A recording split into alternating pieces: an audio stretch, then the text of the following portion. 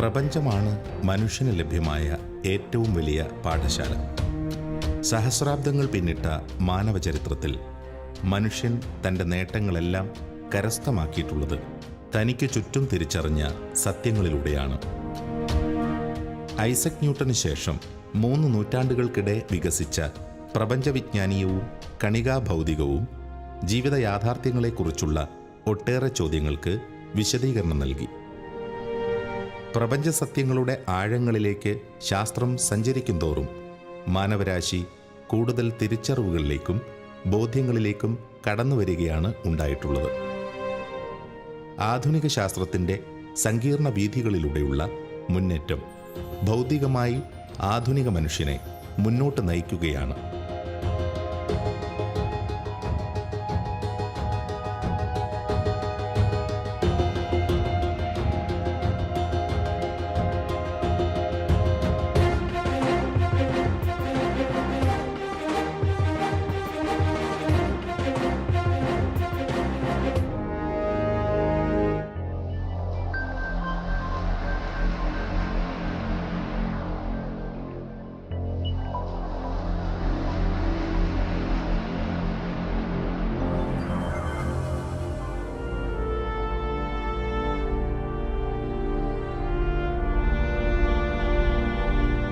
അതിസൂക്ഷ്മ കണികകളെക്കുറിച്ചുള്ള പഠനം സമീപകാലങ്ങളിലായി ഏറെ മുന്നേറിയിട്ടുണ്ട്.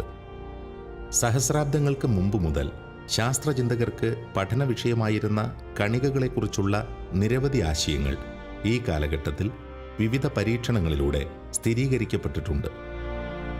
പഠനങ്ങൾ മുന്നേറുന്തോറും കൂടുതൽ തിരിച്ചറിവുകൾ ശാസ്ത്രജ്ഞർക്ക് ലഭിക്കുന്നു. ക്രിസ്തുവിന് ചില നൂറ്റാണ്ടുകൾക്ക് മുമ്പ് പ്രപഞ്ചത്തിലെ മൂലകണങ്ങളെക്കുറിച്ച് ചിന്തിച്ച കണാദൻ എന്ന തത്വചിന്തകന്റെ പേരിൽ നിന്നാണ് ഭാരതീയ ഭാഷകളിൽ പരമാണുവിന് കണം എന്ന പേര് ലഭിച്ചത്. കണം അഥവാ കണിക എന്ന പദത്തിൻ്റെ അടിസ്ഥാനപരമായ അർത്ഥം ആറ്റം എന്നായിരുന്നുവെങ്കിലും പ്രാഥമിക കണങ്ങൾ അഥവാ എലിമെൻ്ററി പാർട്ടിക്കിളുകൾ എന്ന് ഇന്ന് വിശേഷിപ്പിക്കപ്പെടുന്നത് ആറ്റങ്ങൾക്കും അടിസ്ഥാനമായ അതിസൂക്ഷ്മ കണികകളാണ്. ക്ലാസിക്കൽ ഫിസിക്സിൻ്റെ അഥവാ ന്യൂട്ടോണിയൻ ഫിസിക്സിൻ്റെ ദീർഘകാലത്തെ ഒരു അഭിവാഞ്ഛയായിരുന്നു the search for the basic building blocks of nature.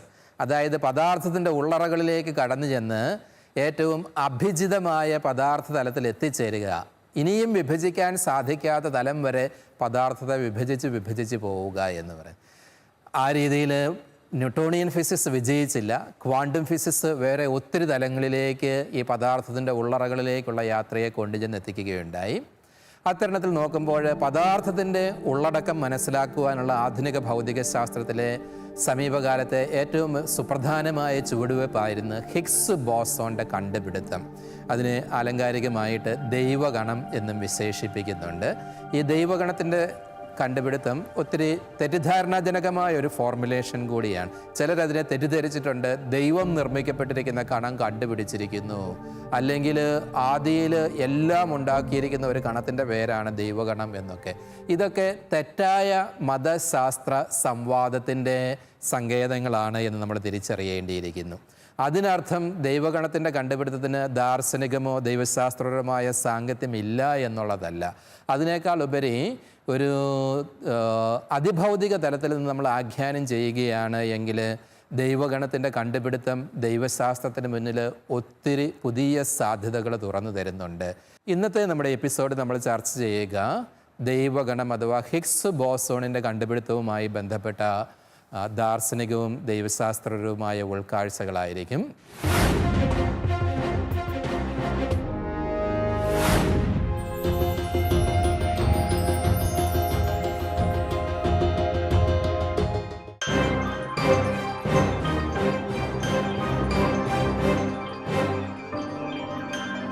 സഹസ്രാബ്ദങ്ങൾക്ക് മുമ്പ് മുതൽ തന്നെ ആറ്റം എന്ന ആശയം ചർച്ച ചെയ്യപ്പെട്ടിരുന്നുവെങ്കിലും 19-ാം നൂറ്റാണ്ടിൻ്റെ ആരംഭത്തിലാണ് തെളിവുകളുടെ അടിസ്ഥാനത്തിൽ ആറ്റങ്ങളെക്കുറിച്ച് ശാസ്ത്രലോകം ചിന്തിച്ചു തുടങ്ങിയത്. ജോൺ ഡാൾട്ടൺ എന്ന ശാസ്ത്രജ്ഞൻ മുന്നോട്ട് വെച്ച ആണവ സിദ്ധാന്തം ഈ ശാസ്ത്രശാഖയ്ക്ക് വിപ്ലവകരമായ ഒരു തുടക്കം നൽകി. അക്കാലം മുതൽ പ്രബലമായിരുന്ന കാഴ്ചപ്പാടുകളനുസരിച്ച് പ്രോട്ടോണുകൾ, ന്യൂട്രോണുകൾ, ഇലക്ട്രോണുകൾ എന്നിങ്ങനെയുള്ള 3 ഘടകങ്ങളാൽ നിർമ്മിതമാണ് ആറ്റം. എന്നാൽ പിൽക്കാലത്ത് ആറ്റത്തിനും പിന്നിൽ മറ്റ് നിരവധി ഘടകങ്ങളുണ്ട് എന്ന് ശാസ്ത്രജ്ഞർക്ക് വ്യക്തമായി. പ്രോട്ടോണുകളും ന്യൂട്രോണുകളുമുള്ള അണുകേന്ദ്രവും അതിനു ചുറ്റും ഉള്ള ഒരു മേഘം എന്നുള്ള നിലയ്ക്ക് തന്നെ പറയാം. അതിനു ചുറ്റുമുള്ള ഒരു ക്ലൗഡ് പോലെയുള്ള ഇലക്ട്രോണുകളുടെ ഒരു കൂട്ടവുമാണ് ഒരു പരമാണു എന്ന് പറയുന്നത്. ഇങ്ങനെയൊക്കെ ആണെങ്കിലും പരമാണു എന്നുള്ളത് 99.9% ശുദ്ധശൂന്യമാണ്. അതിനകത്ത് സ്പേസ് മാത്രമേ ഉള്ളൂ. മറ്റു വിധത്തിൽ പറഞ്ഞാൽ പദാർത്ഥത്തിൻ്റെ ബിൽഡിംഗ് ബ്ലോക്കായിട്ടുള്ള അടിസ്ഥാന വസ്തുവായിട്ടുള്ള പരമാണു ഓൾമോസ്റ്റ് ശൂന്യമായ ഒരു സംഭവമാണ്. കുറേ കഴിഞ്ഞപ്പോൾ കണ്ടെത്തുകയുണ്ടായി ഈ പ്രോട്ടോൺ എന്ന് പറയുന്നതിനും അകത്ത് മറ്റ് കണികകൾ ഉണ്ടാകാമെന്ന്. അങ്ങനെ കണ്ടെത്തിയ പ്രോട്ടോണുകൾ നിർമ്മിക്കപ്പെട്ടിരിക്കുന്നത് ക്വാർക്ക് എന്നുള്ള മറ്റ് കണികകളെ കൊണ്ടാണ്. ആ കാലഘട്ടത്തിലാണ് കോസ്മിക് റേ ഗവേഷണം തുടങ്ങുന്നത്. കോസ്മിക് റേ എന്ന് പറയുന്നത് പ്രപഞ്ചത്തിൻ്റെ അന്യമൂലകളിൽ നിന്ന് വരുന്ന വിദൂര മൂലകളിൽ നിന്ന് വരുന്ന ഹൈ എനർജി പാർട്ടിക്കിൾസാണ്. വളരെ ഊർജം ക്യാരി ചെയ്യുന്ന കണികകളാണ് കോസ്മിക് റേയിലുള്ളത്. ഈ കോസ്മിക് റേ പരിശോധിച്ച് കഴിഞ്ഞപ്പോൾ കോസ്മിക് റേയുടെ ഗവേഷണത്തിൻ്റെ ഫലമായിട്ട് ഒട്ടനവധി പുതിയ പുതിയ കണികകളെ കണ്ടുപിടിക്കേണ്ടായി. Pi meson, mu meson, K meson, അങ്ങനെ നിരവധി കണികകൾ, 100 കണക്കിന് കണികകളെയാണ് കോസ്മിക് റേ ഗവേഷണത്തിൽ കണ്ടെത്തിയത്. അപ്പോൾ ഒരു അടിസ്ഥാനപരമായൊരു പ്രശ്നം പൊന്തി വന്നു. എന്തിനാണ് ഇത്രയധികം കണികകൾ, എവിടെ നിന്നാണ് ഇത്രയധികം കണികകൾ ഉത്ഭവിക്കുന്നത്, എന്താണ് ഈ കണികളുടെ എല്ലാം അടിസ്ഥാന കാരണം, എങ്ങനെയാണ് പ്രപഞ്ചം ഈ കണികളെ കൊണ്ട് നിർമ്മിതമായിരിക്കുന്നത്, അല്ലെങ്കിൽ പ്രപഞ്ചത്തിൽ ഈ കണികളുടെ എല്ലാം സാങ്കത്യം എന്താണ്? ഈ ഗവേഷണം മുന്നോട്ട് പോകുന്നത് പാർട്ടിക്കിൾ ഫിസിക്സ് എന്നുള്ള ഗവേഷണ ശാഖയിലാണ്. പാർട്ടിക്കിൾ ഫിസിക്സ് അഥവാ കണികാ ഭൗതികം എന്ന ശാസ്ത്രശാഖ സാവകാശം വളർന്നു വികസിച്ച ഒന്നാണ്. ജോൺ ഡാൾട്ടൺ മുന്നോട്ട് വെച്ച ആറ്റമിക സിദ്ധാന്തത്തെ തുടർന്ന് നിരവധി പഠനങ്ങൾ ഈ രംഗത്ത് നടന്നു. 20-ാം നൂറ്റാണ്ടിൽ അവതരിപ്പിക്കപ്പെട്ട ക്വാണ്ടം ബലതന്ത്രവും ന്യൂക്ലിയർ ഫിഷൻ, ന്യൂക്ലിയർ ഫ്യൂഷൻ തുടങ്ങിയ ആശയങ്ങളും തുടർ പഠനങ്ങളുടെ പിൻബലത്തിൽ മുന്നേറിയത് പാർട്ടിക്കിൾ ഫിസിക്സിന്റെ വളർച്ചയ്ക്ക് കാരണമായി. തുടർന്ന് 1970-കളിൽ കണികകളുടെ സ്റ്റാൻഡേർഡ് മോഡൽ അവതരിപ്പിക്കപ്പെട്ടു. അതനുസരിച്ച് ക്വാർക്കുകൾ, ലെപ്റ്റോണുകൾ, ബോസോണുകൾ എന്നിങ്ങനെയുള്ള 16 അടിസ്ഥാന കണികകളും ഹിഗ്സ് ബോസോൺ എന്ന പ്രത്യേക കണികയുമാണ് ഉള്ളത്. പ്രപഞ്ചത്തിലെ മറ്റെല്ലാ കണികകൾക്കും പിണ്ഡം നൽകുന്നത് ഹിഗ്സ് ബോസോൺ ആണെന്ന് കരുതപ്പെടുന്നു. സ്റ്റാൻഡേർഡ് മോഡൽ ഓഫ് പാർട്ടിക്കിൾസ് ഏതാണ്ട് 16 ഫണ്ടമെൻ്റൽ പാർട്ടിക്കിൾസിന്, അതായത് ക്വാർക്സ്, ലെപ്റ്റോൺസ്, ബോസോൺസ് ഇങ്ങനെ വിഭജിച്ചിരിക്കുന്ന 16 എണ്ണവും പിന്നീട് ഹിഗ്സ് ബോസോണും ചേർന്ന ഒരു സ്റ്റാൻഡേർഡ് മോഡൽ. ഇതിനെ ഉപമിക്കാൻ സാധിക്കുന്നത്, നമ്മൾ കെമിസ്ട്രിയിൽ പഠനം തുടങ്ങിയപ്പോൾ പലതരം കെമിക്കൽ കോമ്പൗണ്ട്സ് കണ്ട്, പലതരം കെമിക്കൽ സബ്സ്റ്റൻസ് കണ്ട്, ഇതിൻ്റെ എല്ലാം ഗവേഷണ ഫലമായ ഒടുവിൽ കണ്ടെത്തിയത് കുറേ എലമെൻറ്റ്സ്, മൂലകങ്ങൾ ചേർന്നാണ് എല്ലാ കോമ്പൗണ്ടുകളും ഉണ്ടാകുന്നതെന്നാണ്. അപ്പം അങ്ങനെ ആയിരക്കണക്കിന് കോമ്പൗണ്ടുകളുണ്ടെങ്കിൽ അതിനെ 100 ചില്ലുവാനം എലമെൻറ്റുകളായി ചുരുക്കി. ഈ എലമെൻറ്റുകളുടെ ഹൈഡ്രജൻ, ഓക്സിജൻ ആയാലും കാർബൺ ഇങ്ങനെയുള്ള എലമെൻറ്റ്സ് ചേർന്നാണ് ഈ സബ്സ്റ്റൻസ് ഉണ്ടാകുന്നതെന്ന് മനസ്സിലാക്കി. പിന്നീട് ഉള്ള ഗവേഷണമാണ് ഈ എലമെൻറ്റുകളുടെ അകത്ത് എന്താണ് ഇരിക്കുന്നതെന്നുള്ള ഒരു ഗവേഷണം വരുന്നത്. അങ്ങനെയാണ് നമ്മൾ ആറ്റത്തിനെ കണ്ടെത്തുന്നതും ആറ്റത്തിനകത്ത് ഉള്ള ഇലക്ട്രോൺസ്, പ്രോട്ടോൺസ്, ന്യൂട്രോൺസ് എന്നിവയെല്ലാം കണ്ടെത്തുന്നത്. അവിടെ കൊണ്ടും തീരുന്നില്ല നമ്മുടെ കണ്ടുപിടുത്തങ്ങൾ. അതിനുശേഷമാണ് ഈ പ്രോട്ടോൺ, ഇലക്ട്രോൺ, ഈ പ്രോട്ടോണുകളും മറ്റ് ഫണ്ടമെൻ്റലായിട്ടുള്ള പാർട്ടിക്കിളായിട്ടുള്ള ക്വാർക്സ് ചേർന്നാണ് ഒരു ന്യൂട്രോൺ ഉണ്ടാകുന്നതും പ്രോട്ടോൺ ഉണ്ടാകുന്നതും ഈ ക്വാർക്കുകൾ ചേർന്നിട്ടാണ്. Up quark, down quark, top quark, charm, strange ഇങ്ങനെയുള്ള ഒരു 6 തരം ക്വാർക്കുകൾ ചേർന്നാണ് ഈ പലതരം പാർട്ടിക്കിളുകൾ ഉണ്ടാകുന്നത്. അതായത് മൂലകങ്ങൾ ചേർന്ന് കെമിക്കൽ സബ്സ്റ്റൻസ് ഉണ്ടാകുന്നത് പോലെ ആണ് നമ്മൾ ഫണ്ടമെൻ്റൽ എന്ന് കരുതിയിരുന്ന പ്രോട്ടോൺസും മറ്റും ന്യൂട്രോൺസും എല്ലാം ഉണ്ടാകുന്നത് ഈ ക്വാർക്കുകൾ ചേർന്നാണെന്നുള്ള കണ്ടെത്തി. ഇതിനകത്തുള്ള ഒരു സിമിട്രിയുടെ പഠനത്തിൽ നിന്നാണ് ഈ പറഞ്ഞ 16 ഫണ്ടമെൻ്റൽ ആയിട്ടുള്ള പാർട്ടിക്കിൾസ് വരുന്നത്. ഇലക്ട്രോൺസും ലെപ്റ്റോൺസ് എന്ന് പറയുന്ന കാറ്റഗറി വരുന്നതാണ്. Electrons, muons, neutrinos. ഈ രീതിയിൽ സ്റ്റാൻഡേർഡ് മോഡൽ വളരെ വിജയകരമായി നമ്മുടെ ഈ പദാർത്ഥത്തിൻ്റെ എങ്ങനെയാണ് പദാർത്ഥം ഉണ്ടാകുന്നതെന്നുള്ള ഒരു വിശദീകരണം നൽകുന്നതിന് സഹായിച്ചു. ഈ പ്രപഞ്ചത്തിലെ സകലതിനും അടിസ്ഥാനമെന്ന് കരുതപ്പെടുന്ന മൂലകണികകളാണ് സ്റ്റാൻഡേർഡ് മോഡലിൻ്റെ ഭാഗമായി അവതരിപ്പിക്കപ്പെട്ടിട്ടുള്ളത്. ഘടന കൊണ്ടും സ്വാഭാവിക സവിശേഷതകൾ കൊണ്ടും അതിസങ്കീർണമാണ് ഈ മൂലകണങ്ങൾ അഥവാ എലമെൻ്ററി പാർട്ടിക്കിളുകൾ. കഴിഞ്ഞ അരനൂറ്റാണ്ട് കാലത്തോളമായി വ്യക്തമായ സ്ഥിരീകരണം ലഭ്യമല്ലാതെ പരക്കെ അംഗീകരിക്കപ്പെട്ട ഒരു സങ്കല്പം എന്ന നിലയിൽ ചർച്ച ചെയ്യപ്പെട്ടിരുന്ന ഇവയെക്കുറിച്ച് ഗൗരവമേറിയ ചില പഠനങ്ങൾ അടുത്ത കാലങ്ങളിലായി നടന്നിരുന്നു. മറ്റുള്ള കണികകളെക്കുറിച്ച് ശാസ്ത്രലോകത്തിന് ഇതിനകം വ്യക്തത ലഭിച്ചിരുന്നെങ്കിലും ഹിഗ്സ് ബോസോണുകളെക്കുറിച്ചുള്ള അറിവുകൾ സങ്കല്പങ്ങളുടെ തലത്തിൽ മാത്രം ഒതുങ്ങി. എന്നാൽ അടുത്ത കാലത്ത് ഹിഗ്സ് ബോസോണുകളെക്കുറിച്ച് നടന്ന പഠനം ഏറെ ശ്രദ്ധേയവും വിജയകരവുമായിരുന്നു. 2012 പരീക്ഷണശാലയിൽ ഹിഗ്സ് ബോസോണിനെ സൃഷ്ടിച്ചത് വിപ്ലവകരമായ ഒരു മുന്നേറ്റം തന്നെയായിരുന്നു. ഈ സ്റ്റാൻഡേർഡ് മോഡലിൽ നമുക്ക് 16 കളമുള്ള ഒരു കളം നിശ്ചയിക്കുകയാണെങ്കിൽ ഓരോ കളത്തിലും നമുക്ക് ഓരോ പാർട്ടിക്കിളിനെ വയ്ക്കാം. അങ്ങനെ ആദ്യത്തെ 8 കളത്തിൽ നമുക്ക് ക്വാർക്കുകളെ വയ്ക്കാം. പിന്നീടുള്ള 8 കളത്തിൽ നമുക്ക് ലെപ്റ്റോണുകളെ വയ്ക്കാം. ഇങ്ങനെ എല്ലാ ലെപ്റ്റോണുകളെയെല്ലാം വെച്ച് കഴിയുമ്പോൾ നമുക്ക് എല്ലാ പാർട്ടിക്കിളെയും അതിൽ നിന്ന് ഉണ്ടാക്കാൻ സാധ്യമാണ്. നമ്മൾ ഒബ്സർവ് ചെയ്ത എല്ലാ പാർട്ടിക്കിളുകളെയും എല്ലാ കണികകളെയും ഈ അടിസ്ഥാനപരമായ ഈ 16 കളങ്ങളിൽ നിന്ന് 4x4 കളങ്ങളിൽ നിന്ന് ഉണ്ടാക്കുക സാധ്യം. ഈ 4x4 ഒരു ഗ്രൂപ്പിൻ്റെ ഫലമാണ് കേട്ടോ, ഉണ്ടാക്കുക സാധ്യമാണ്. അതിൽ നിന്ന് തെറ്റിത്തെറിച്ച് നിൽക്കുന്ന ഒരു സാധനം കൂടി, ഒരു കളം കൂടി ഉണ്ട്.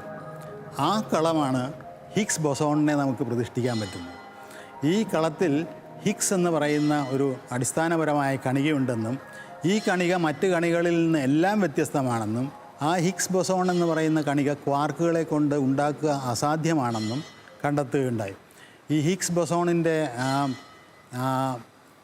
ദ്രവ്യമാനം പ്രോട്ടോണിൻ്റെ ദ്രവ്യമാനത്തെ അപേക്ഷിച്ച് 225 ഇരട്ടി കൂടുതലാണ്. അതായത് ഹൈഡ്രജൻ പരമാണുവിനെക്കാട്ടിലും 225 ഇരട്ടി ഘനമുള്ള ദ്രവ്യമാനമുള്ള ഒരു കണികയാണ് ഹിഗ്സ് ബോസോൺ.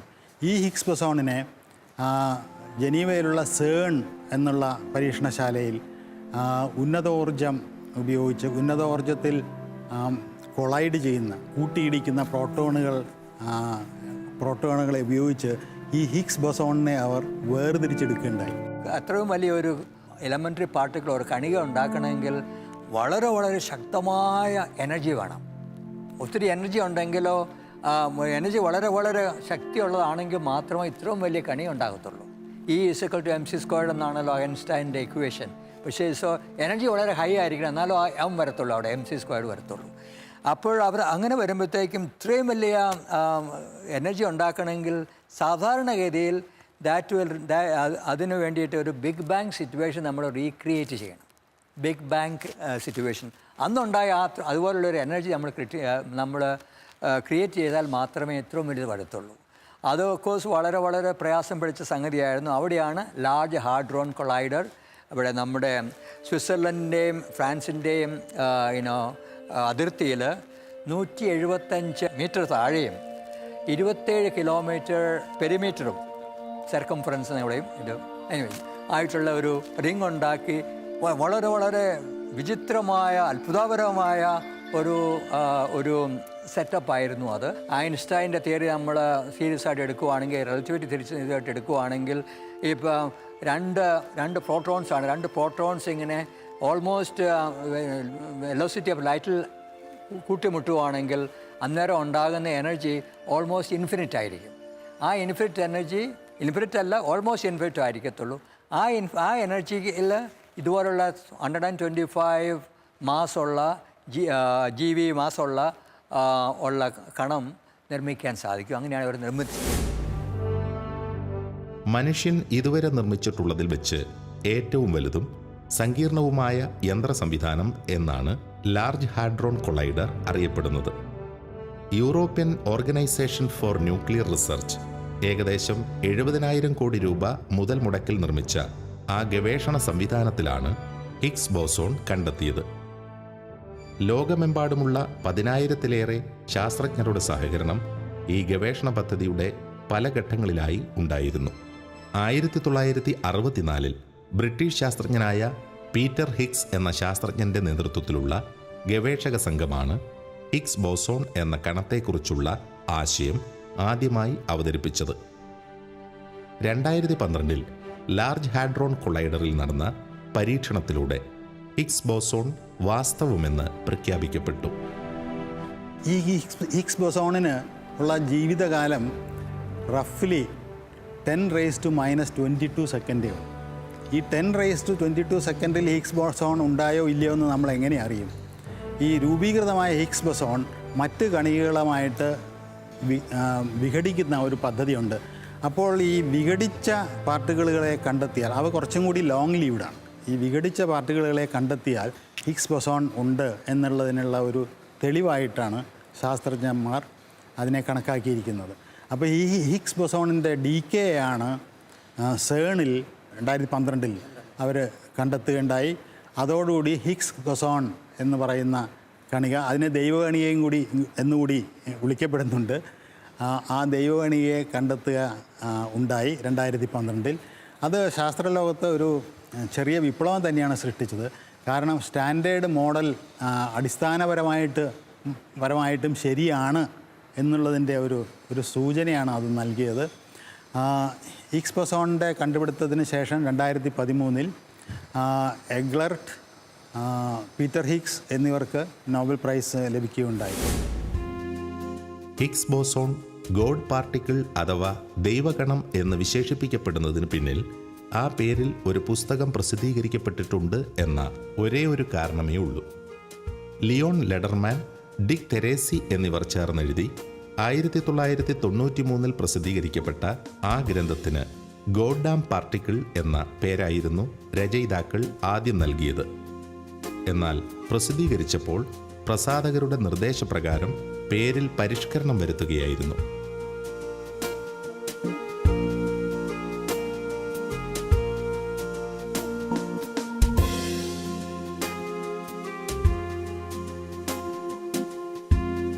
കണികകളുടെ ലോകത്തെ നിയമങ്ങളും അവയ്ക്ക് പിന്നിലെ രഹസ്യങ്ങളും ഒരു അത്ഭുതത്തിൻ്റെ കലവറയാണ്.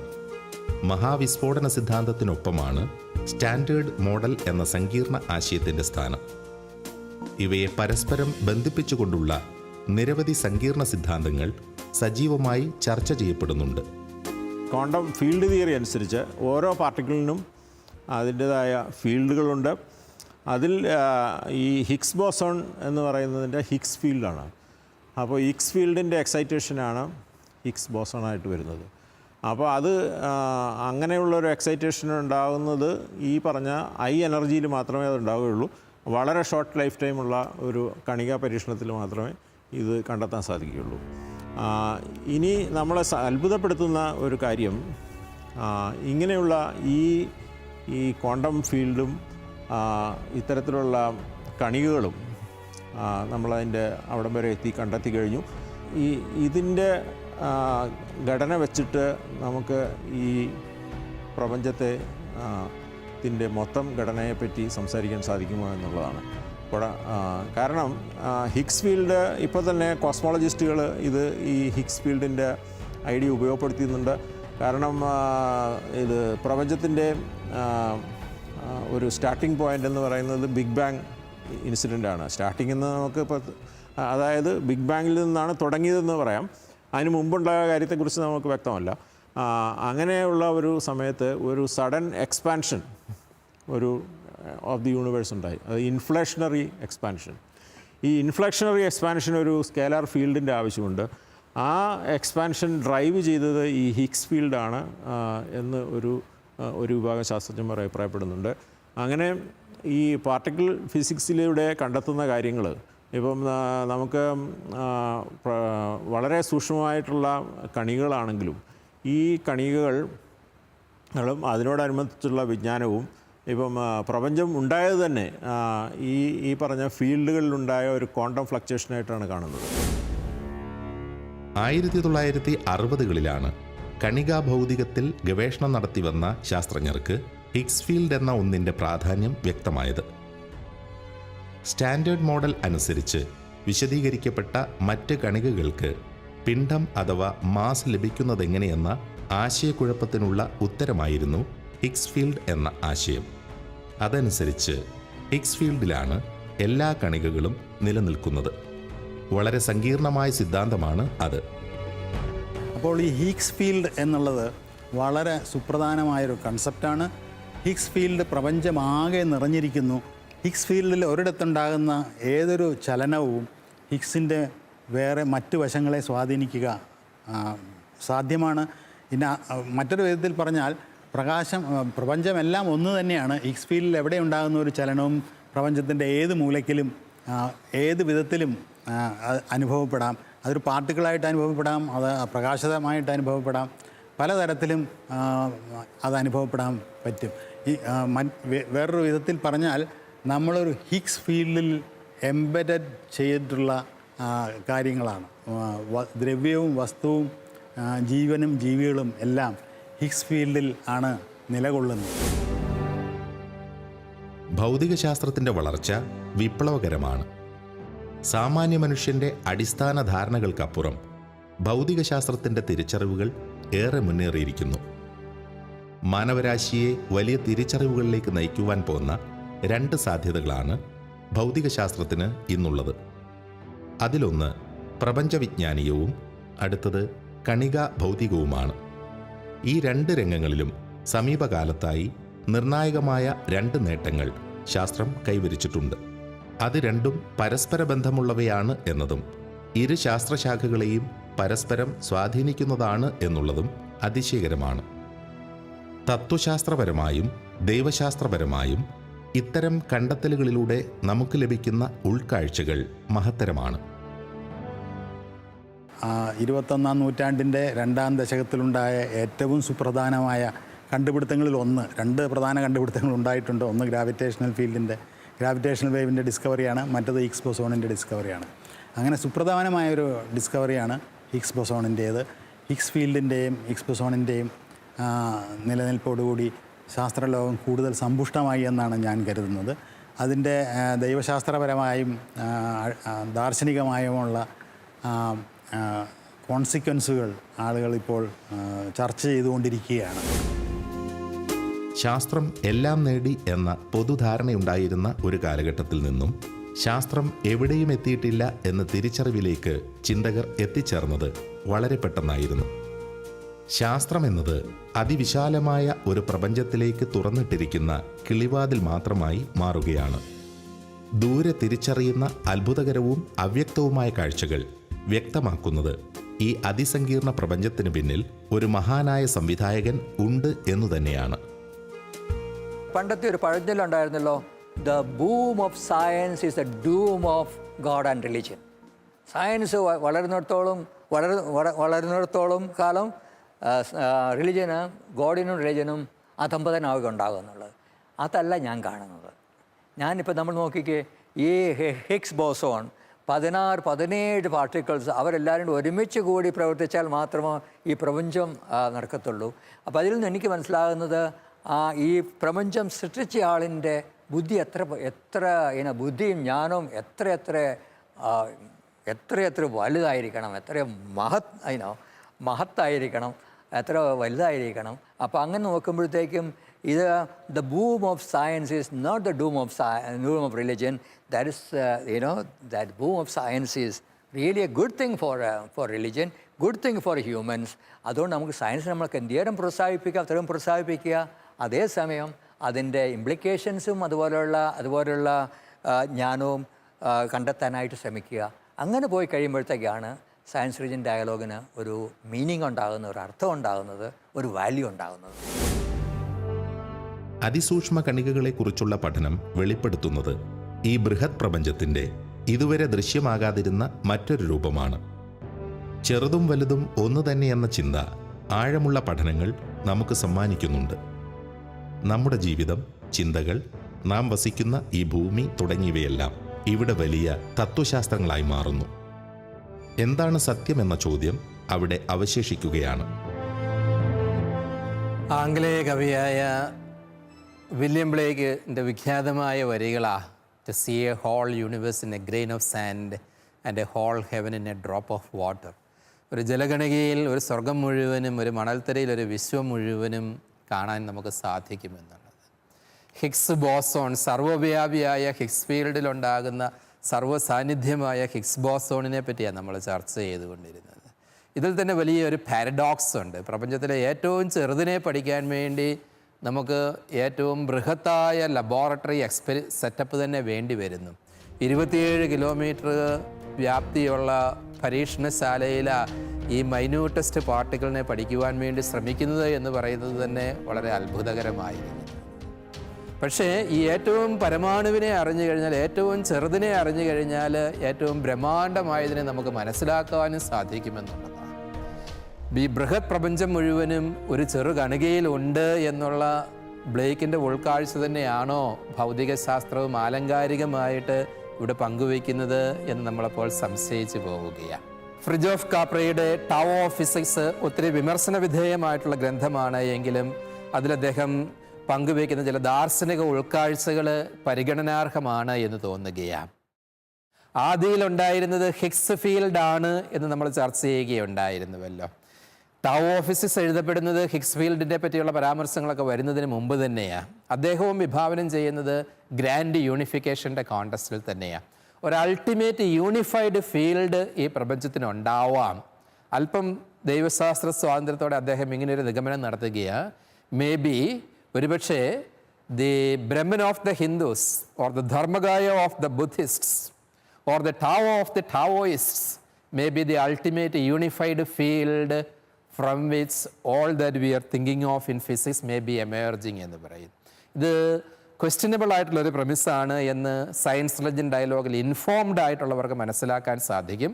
എന്നിരുന്നാൽ തന്നെയും ചില സൂചനകൾ ഇത് നമുക്ക് തരുന്നുണ്ട്. അതിഭൗതിക തലത്തിൽ ശാസ്ത്ര സംവാദങ്ങൾ നടത്തുന്നതിലേക്ക് എന്നുള്ളതിൽ തെറ്റില്ല എന്ന് തന്നെ തോന്നുകയാണ്. ക്രൈസ്തവ ദൈവശാസ്ത്രത്തിൻ്റെ പശ്ചാത്തലത്തിൽ നമ്മൾ ഗ്രിഗറി ഓഫ് നൈസയെ ഉദ്ധരിച്ചതും ഈ കോണ്ടസ്റ്റിൽ തന്നെയാണ്.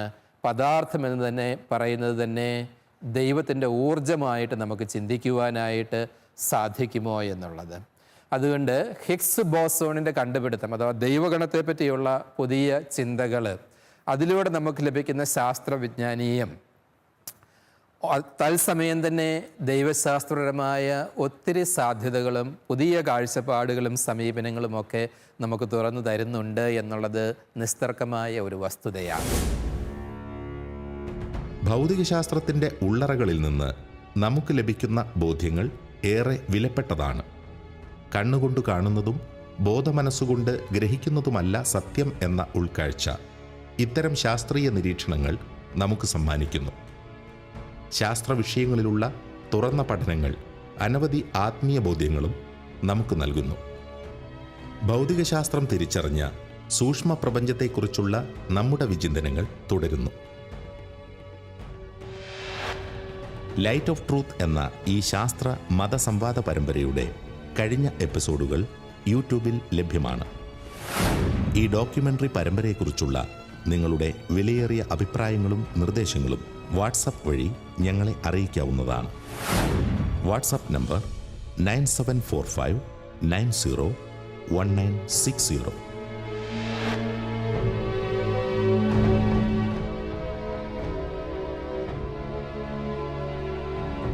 Energy cannot be created or destroyed.